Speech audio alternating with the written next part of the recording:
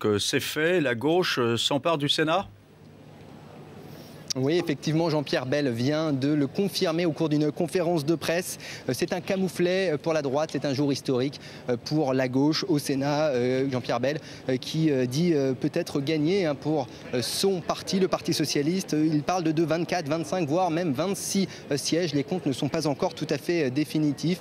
Une très grosse ambiance quand Jean-Pierre Bel a pris la parole. Il a été très longuement applaudi. Jean-Pierre Bel, le président du groupe au Sénat, qui était entouré de Martine Aubry et de François Hollande, qui sont candidats dans ces primaires socialistes. Il ne voulait pas rater ce moment historique. Il voulait être présent sur la photo. On attend d'une minute à l'autre maintenant la déclaration du président du Sénat, Gérard Larcher. Il devra expliquer pour quelles raisons les listes de la majorité présidentielle et de l'UMP n'ont pas réussi à conforter leur position au Sénat.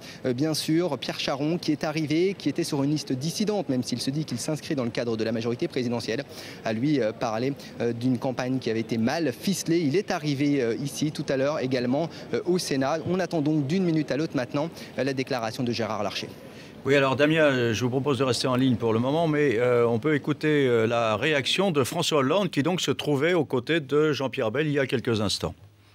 Ce qui compte, c'est que pour le prochain président de la République, s'il est de gauche, c'est vraiment un atout considérable maintenant.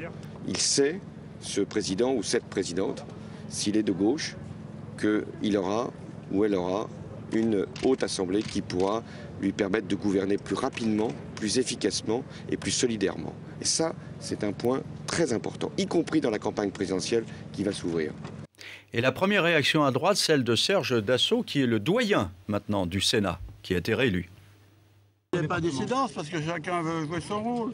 Il n'y a aucune notion d'intérêt national. On avait dit attention, on va perdre le Sénat si vous multipliez les listes. Ils s'en foutent, chacun pour soi, chacun pour eux, ils jouent leur chance.